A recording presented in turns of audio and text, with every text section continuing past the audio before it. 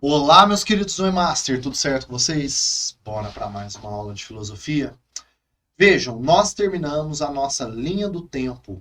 Então, as escolas, os pensadores naquela linha histórica, finalizamos. O que nós vamos fazer agora? Pegar alguns temas gerais, clássicos aí da filosofia que não podem faltar.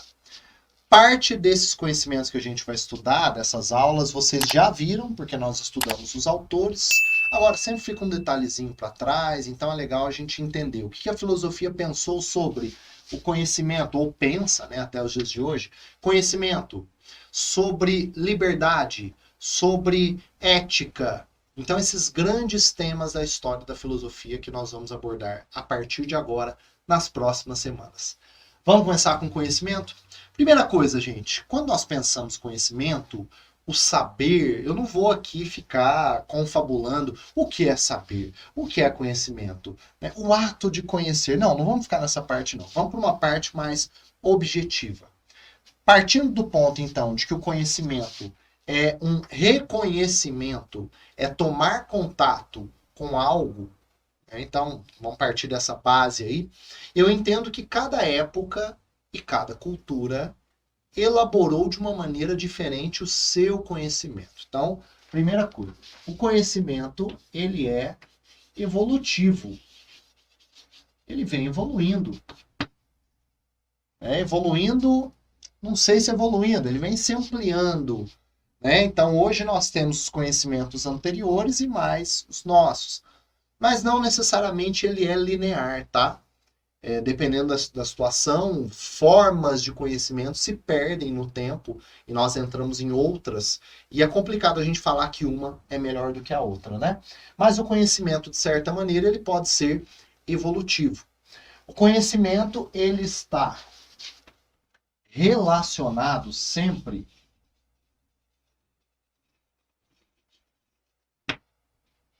ao espaço e tempo. Lembrando que o espaço é o lugar e o tempo é a época. Né? Então, você pode analisar duas culturas num mesmo período, aí você está fazendo uma comparação de espaço. Ou duas culturas em tempos diferentes, né? Essa comparação de tempo. Onde que eu quero chegar com isso? Então vejam que cada cultura ao longo da história, ela formulou de maneiras diferentes ou usou ferramentas diferentes para criar interpretações, simbolizações sobre a realidade, sobre o certo, o errado, o que ela acha bonito, o que ela não acha bonito, sobre o que é a verdade, sobre o porquê o cosmos funciona dessa maneira. E aí nós entramos nos tipos de conhecimento tradicionais. Para vocês entenderem isso, que cada cultura elabora de uma maneira. Tipos de conhecimento tradicionais. Então vamos lá. Primeiro, mitologia. Indico fortemente para vocês entenderem mais sobre isso. Quer dizer, vocês são vestibulandos, né? Vocês têm tempo para viverem, meus queridos. Se tiverem, dá uma conferida. O Poder do Mito. O Poder do Mito, Joseph Campbell. O cara foi o maior mitólogo de todos os tempos. O cara, ele inspirou George Lucas a fazer Star Wars, para vocês terem uma ideia. E ele fala lá das 4 funções do mito. O mito tem uma função de cosmogonia, explicar de onde surge o cosmos, o universo, como que ele funciona. Ordenamento social, então gerar ordem, criar uma espécie de ética, de leis, a partir aí dos modelos que advêm dos mitos. Formação da psique, então o próprio entendimento do eu, o que a sociedade espera de uma pessoa como eu. Né? O que eu devo fazer? Eu sou homem, eu sou jovem, eu sou mulher, eu sou velho. Então, qual é o meu papel social? Então, a formação da psique. E, por último, nós temos o espanto perante a vida.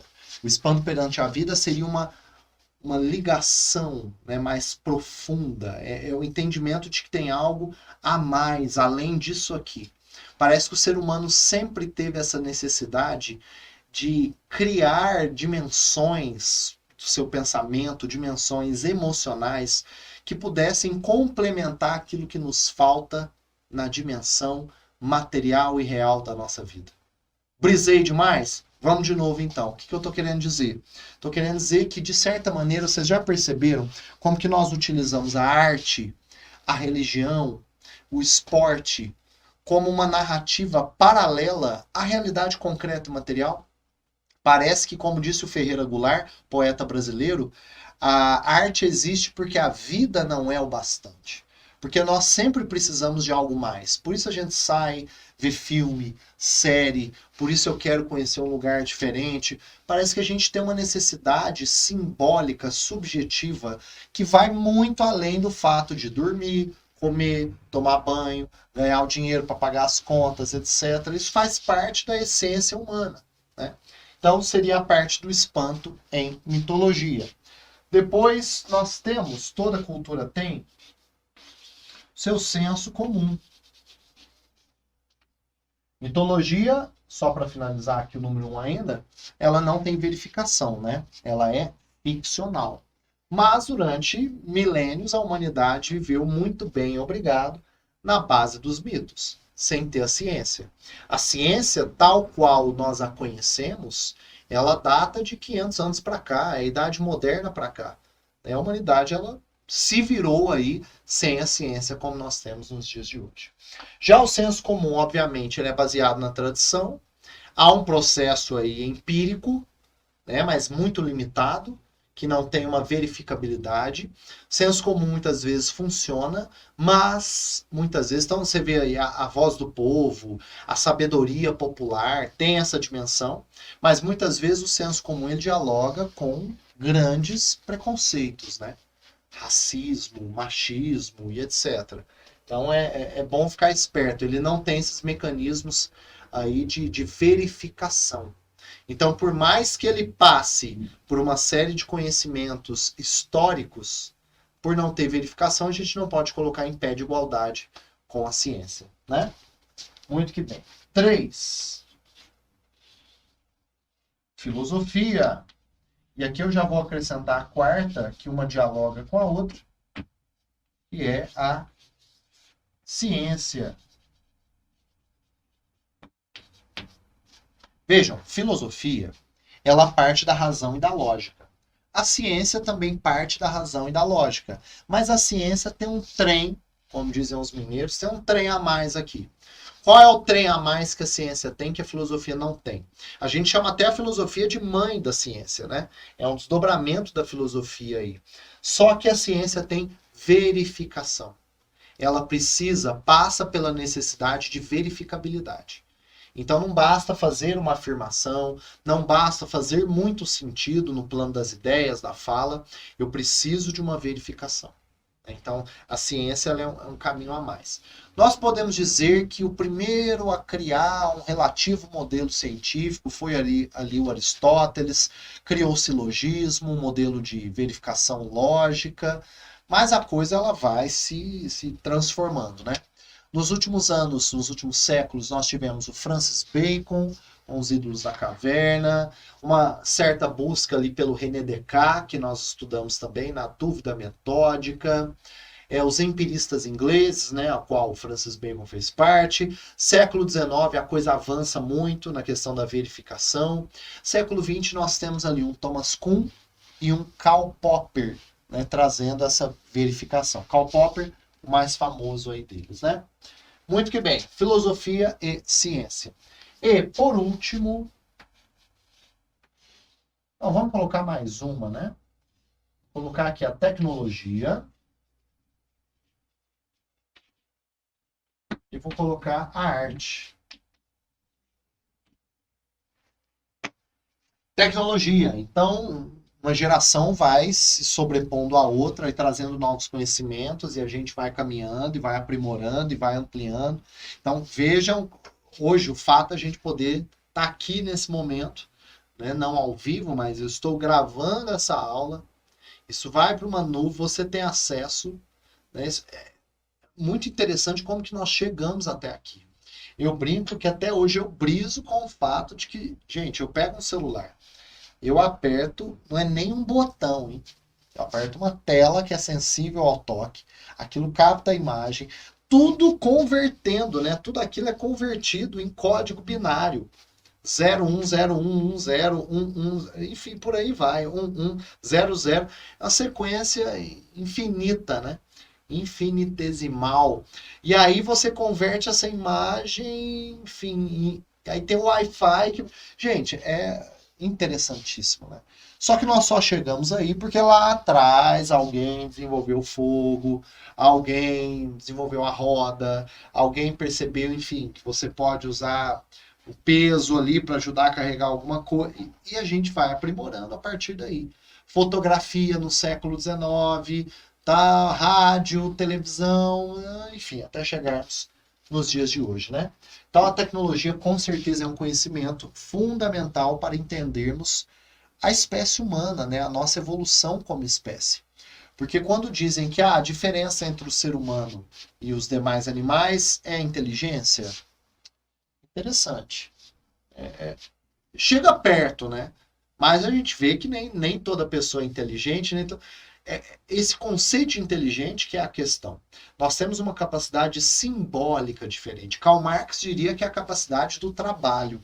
Mas mesmo a capacidade do trabalho, se você voltar um passo antes, você vai ver que é na capacidade de criar símbolos, atribuir sentidos às coisas, simbolizar a sua realidade, construir narrativas, olhar um objeto e tentar deixar esse objeto mais confortável, mais útil, né, mais prático. E aí a gente vai se inventando. Então isso vai desde a ferramenta, a arma, até uma cadeira, um sofá que eu sento, o preparo de comida, a refrigeração. O ser humano vai buscando esse conforto e se aprimorando, né? Então, nesse sentido, a tecnologia com certeza entra como conhecimento básico. E nós temos, por último, sim, a arte. A arte também é um mecanismo muito poderoso de elaboração da realidade, de comunicação, de aproximação de culturas. Quem aqui nunca teve a sua vida transformada por algum filme ou algum momento ali emocional difícil, uma música não teve um papel ali para você, ou você leu um livro que abriu seu pensamento para coisas que você nunca tinha pensado antes? Então a arte é uma criação humana que não tem um objetivo direto, ela é completamente subjetiva, mas que ela vem atender essas necessidades subjetivas humanas. Indico para vocês como referência para esse tipo de debate que a gente está tendo aqui, aquela música da banda Titãs, dos anos 80, chamada Comida. Então a gente não quer só comida, a gente quer bebida, diversão e arte. A gente não quer só comida, a gente quer saída para qualquer parte. A gente não quer só comer, quer comer e quer fazer amor. A gente não quer só comer, a gente quer prazer para aliviar a dor. A gente não quer só dinheiro, a gente quer dinheiro e felicidade. A gente não quer só dinheiro, a gente quer inteiro e não pela metade. E aí eles terminam a música dizendo: desejo, necessidade, vontade, necessidade, desejo. Então eles estão fazendo esse jogo entre o que é necessidade e o que é desejo. Eu preciso comer, eu preciso beber água. Agora, esse líquido precisa ser uma Coca-Cola gelada, uma cerveja, e essa comida precisa ser um bolo de chocolate, uma parmegiana, não sei o quê. Né? Um pão com mussarela e presunto precisa ser aquele bem montado ali. Não precisa. Né? Então isso aí já entra o campo do desejo. E nós não podemos negligenciar que o ser humano é essencialmente a sua necessidade biológica, mas também o seu desejo, a sua subjetividade. E é por isso que a gente, enfim, compra um carro, aí deseja outro. Tem carro, o carro ele serve para te levar em lugares, mas eu quero um carro tal, com banco tal, com motor tal, o som tal. São criações de desejos que nós temos, né? Enquanto que os animais, atendidas às suas necessidades básicas, eles não inventam. O que a gente vê de um animal ou outra espécie aí animal inventando alguma coisa, então bichos que pegam ali uma pedra, bate no fruto, é para atender a essa necessidade. Eu preciso comer, ele inventa para comer, mas daí o fato de que ele inventou como quebrar o fruto, ele não vai usar essa pedra para fazer um colar, decorar e botar no pescoço e etc, né? Então a gente vê realmente que isso é essencialmente humano. Muito que bem, ao longo da história, falando ainda de conhecimento, na linha da filosofia e da ciência, nós temos 3 vias de conhecimento. Esse é um estudo que vocês podem encontrar nos vestibulares como esse palavrão aqui, ó, epistemologia. Essa é uma área da filosofia, a epistemologia do conhecimento, que é um estudo sobre os métodos. Então, o que faz algo ser um conhecimento, o que faz algo ser verdadeiro ou falso? A epistemologia se presta a esse serviço ao longo da história. Debater a fonte do conhecimento e a legitimação do conhecimento. Nós temos aqui 3 linhas e nós terminamos de estudá-las há pouco tempo juntos. Primeira, racionalismo.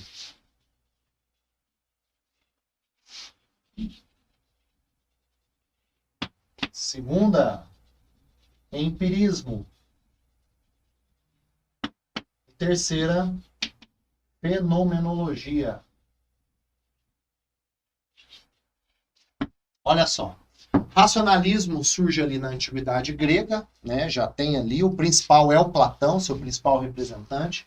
Basicamente uma linha de conhecimento baseada na razão e na lógica.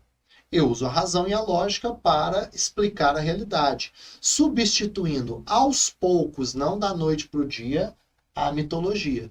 Se a mitologia ela é ficcional e ela não tem verificação, aqui eu já tenho necessidade de usar a lógica. Então tem história mitológica que Zeus teria gerado ali um filho a partir da sua panturrilha, né? Isso não tem lógica, não usa nem de verificação, a filosofia não tem verificação. Mas a filosofia ela exige razão e lógica, né? Então, o racionalismo, ele parte do princípio de que a matéria me engana. O mundo sensível, o mundo material, tem seus truques. É uma dimensão imperfeita da realidade. Então, eu não posso me fiar nos meus sentidos como fonte principal da produção de conhecimento. Eu não vou jogar totalmente fora, mas não é o que legitima o conhecimento. Isso está na razão e na lógica. É exatamente o contrário o que os empiristas fazem. Empiristas já se fiam no conhecimento concreto, material, palpável, no mundo sensível dos sentidos. Né?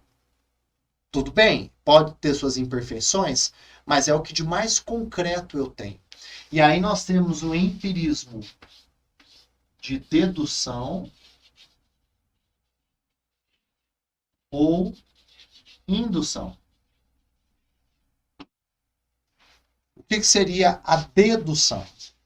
Através da observação da matéria, eu observando, como fazia Aristóteles, eu chego a constatações. É um empirismo, matéria, por observação, certo? Já a indução são experimentos. Não basta eu ver, eu tenho que replicar isso em laboratório.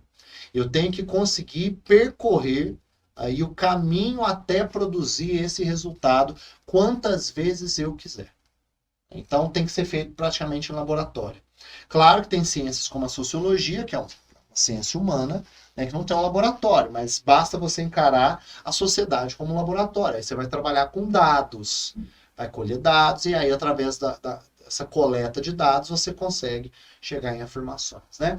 E por último, como nós vimos, estudamos aí há poucas semanas, a fenomenologia. São os fenômenos que permitem a captação do conhecimento. Fenomenologia está diretamente ligada à cognição. A ideia de que todo objeto de estudo é analisado por um sujeito. Eu tenho que levar isso em consideração. Eu tenho que estudar, então, o objeto mais o sujeito. E historicamente só se estudava o objeto. O Husserl, que nós estudamos lá no século XIX, foi quem incluiu a necessidade de entendermos a pessoa por trás do objeto, porque essa pessoa vai interferir diretamente no resultado, na leitura, na narrativa, né, que ela faz sobre aquela determinada realidade. Meus queridos, portanto, conhecimento.